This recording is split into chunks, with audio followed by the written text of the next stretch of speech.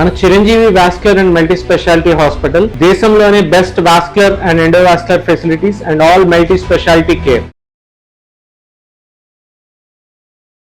శని వక్రించడం వల్ల వృశ్చిక రాశి వారికి కనుక మనం చూసుకుంటే ఏ విధంగా ఉంటుంది, ఏ ఏ విషయాల్లో జాగ్రత్తలు పాటించాల్సిన అవసరం ఉందంటారు? తప్పనిసరిగా అమ్మ, వృశ్చిక రాశి వాళ్ళకి మనం తీసుకుంటే శని భగవానుడు కరెంట్లీ 5వ స్థానమైనటువంటి మీనరాశిలో రేవతి నక్షత్రం మీద అక్టోబర్ 10వ తారీఖు దాకా ఇప్పుడు వక్రగతిలోకి వెళ్ళబోతున్నారు. అక్టోబర్ 10 తర్వాత ఉత్తరాభాద్ర నక్షత్రంలోకి ఎంటర్ అవుతారండి 5వ స్థానంలోనే.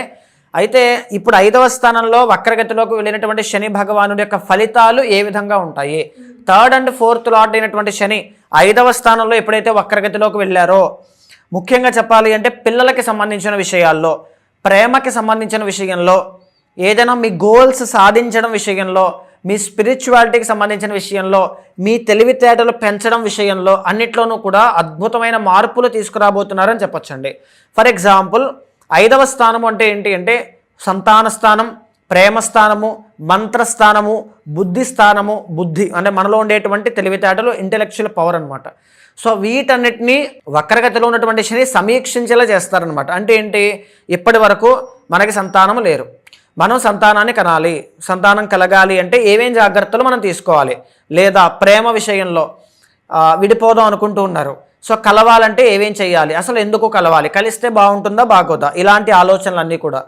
లేకపోతే సంతానము విషయంలో పిల్లల యొక్క హెల్త్ కానీ, భవిష్యత్తు కానీ, ఉద్యోగము కానీ వాళ్ళకి సరిగ్గా లేదు, వాళ్ళ కోసం ఏం చేయాలి, దానికోసం డీప్ రీసెర్చ్ చేయడం, వాళ్ళ విషయంలో మీరు ఏదైనా తప్పులు చేసి ఉంటే వాటిని సరిదిద్దుకునేటువంటి ప్రయత్నం చేయడం, ఆ అవకాశాన్ని శని భగవానుడు మీకు అందిస్తారని చెప్పచ్చు.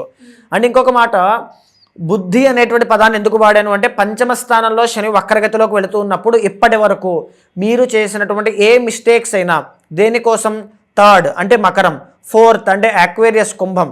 మకరము ఇండికేట్స్ కెరీర్, కుంభము ఇండికేట్స్ అడ్మినిస్ట్రేషన్.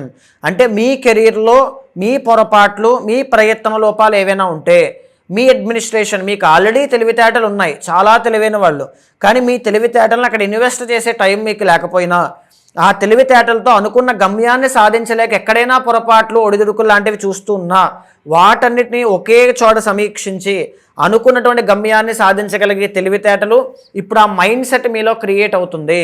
ఒక ఇల్లు కొనుక్కోవాలి, ఫ్యామిలీ ప్రాబ్లమ్స్ సార్ట్అవుట్ చేయాలి, కెరీర్లో డెవలప్ అవ్వాలి, సిబ్లింగ్స్తో రిలేషన్ బాగుండాలి, నా కింద ఉండేటువంటి టీంని, నా కింద పనిచేసేటువంటి వాళ్ళని నా గుప్పెట్లో పెట్టుకోవాలి, నేనేంటో, నా కమాండింగ్ పవర్ ఏంటో, నా లీడర్షిప్ ఏంటో, నా పెర్ఫార్మెన్స్ క్వాలిటీ ఏంటో వాళ్ళందరికీ తెలిసేలా చేయాలి. ఇలా అనేక రకాల మీద మీ వర్క్ అనేది కనబడుతుంది.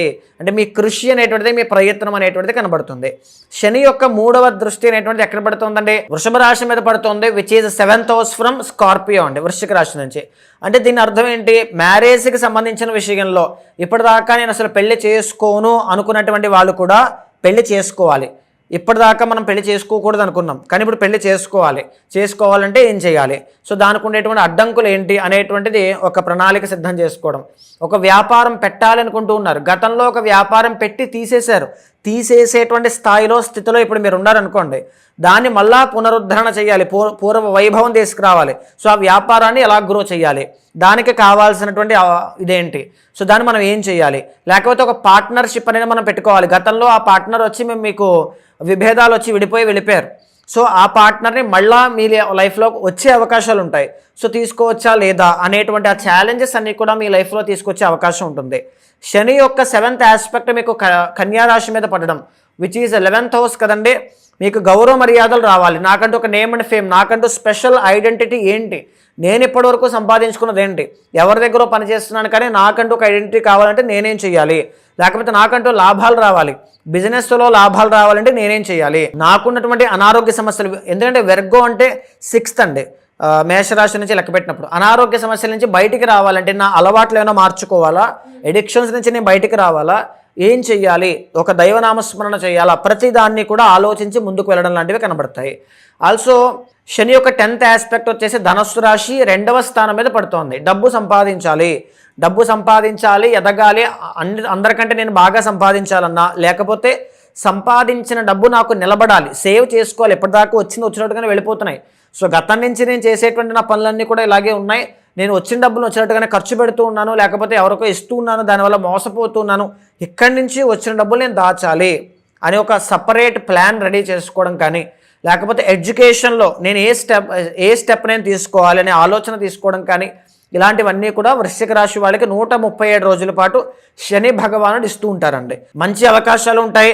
ఆ మంచి అవకాశాలని చేరుకోవడానికి, సాధించుకోవడానికి కొన్ని ఛాలెంజెస్ ఉంటాయి. ఎన్నో లాట్ ఆఫ్ డిలేస్ కనబడుతూ ఉంటాయి. మీ పేషెన్స్ని టెస్ట్ చేయడానికి కానీ, లేకపోతే మీలో ఉండేటువంటి క్వాలిటీని టెస్ట్ చేయడానికి కానీ శని భగవానుడు పరీక్షిస్తూ ఉంటారు. సో గతంలో మీరు ఏదైతే పూర్వ పాపము, పూర్వ కర్మ ఏదైతే ఉంటుందో దానికి తాలూకు రిఫ్లెక్షన్ని ఇప్పుడు మీరు అనుభవిస్తూ ఉంటారని చెప్పచ్చు. శని భగవానుడు ప్రీతి కోసం ఏం చెయ్యాలి? శనికి ప్రతి శనివారము కూడా, లేకపోతే పడుకునేటప్పుడు ప్రతిరోజు కూడా నీలాంజన సమాభాసం రవిపుత్రం యమాగ్రజం ఛాయా మార్తాండ సంభూతం తం నమామి శనైశ్వరం. అయ్యా శని భగవానుడా, నాకు నా కర్మ వల్ల వచ్చేటువంటి కర్మలు ఏవైతే ఉంటాయో అవి తెలిసి కానీ తెలియక కానీ చేసి ఉంటే దాని తాలూకు కర్మని నా మీద అంత ఇంటెన్సిటీతో ఇబ్బంది పెట్టకుండా, నాకు ఇబ్బంది పడకుండా, నా కుటుంబం వయసు కానీ, ఇప్పుడు మనం మాట్లాడుకున్నటువంటి 7th ఆస్పెక్ట్ కానీ, మ్యారేజ్ కావచ్చు, లాభాలు, name and fame, money, so ఇలాంటివన్నీ కూడా తొందరగా నాకు సిద్ధించేలాగా, నా సహనాన్ని నీ యొక్క దయ వల్ల ఆ సహనం నాలో ఉండేలాగా నన్ను కరుణించు స్వామి అని చెప్పి నమస్కారం చేసుకుని ప్రతినిత్యము రాత్రి పడుకునే ముందు నమస్కారం చేసుకోండి. లేదా కాళీమాత యొక్క ఆరాధన, హోమము ఒకసారి బలంగా చేయడం వల్ల తప్పనిసరిగా శని బాధల నుంచి బయటపడడం, ఆ ఇంటెన్సిటీ, ఆ ఇబ్బంది, పీడ అనేటువంటిది ఎక్కువగా లేకుండా బయటపడతారు. మీరు అన్నట్టుగానే ఇంకెవరైనా కూడా ఈ శని వక్రగతి వల్ల ఇబ్బంది పడుతున్నా, లేదు అంటే శని ప్రభావం వల్ల ఇబ్బంది పడుతున్నా, ఏ రాశి వాళ్ళైనా కూడా మిమ్మల్ని వచ్చి దానికి తగ్గట్టుగా పరిహారం చేసుకోవాలి అంటే ఎలా ఉంటుందంటారు? తప్పనిసరిగా అమ్మ, శని అనేటువంటి ప్లానెట్ ఎప్పుడైనా సరే ఒక అద్భుతమైనటువంటి రాజయోగాన్ని ఇస్తారని. వృషభ లగ్నానికి, తులా లగ్నానికి, మకర కుంభ లగ్నాలకి వీళ్ళకి అద్భుతమైన రాజయోగాన్ని ఇస్తారు. కానీ ఫలానా రాశికి ఇలా ఉంటుంది అని చెప్పేటువంటిది ఆ శని యొక్క ట్రాన్సిట్ ఏదైతే నడుస్తుందో దాని తాలూకు మీ యొక్క వ్యక్తిగత జాతకం కూడా దానికి సహకరిస్తే అద్భుతమైనటువంటి గ్రోత్ ఖచ్చితంగా 137 డేస్లో రీట్రోగ్రేషన్ వల్ల మీకు కలుగుతుందండి. అయితే ఈ శని అనేటువంటి ఆయన దానికి ఎంత బలం ఉందో మనం చెక్ చేయాలి. ఎందుకంటే రేవతి నక్షత్రం మీద ఇప్పుడు ఉన్నారు కాబట్టి. సో ఆ అష్టక వర్గము కానీ అన్నీ కూడా మీ వ్యక్తిగత జాతకం చూడాలి అనుకుంటే తప్పనిసరిగా మీకు కింద కనిపించే నెంబర్కి కాల్ చేస్తే మా వాళ్ళు మీకు పూర్తి వివరాలు అందిస్తారు.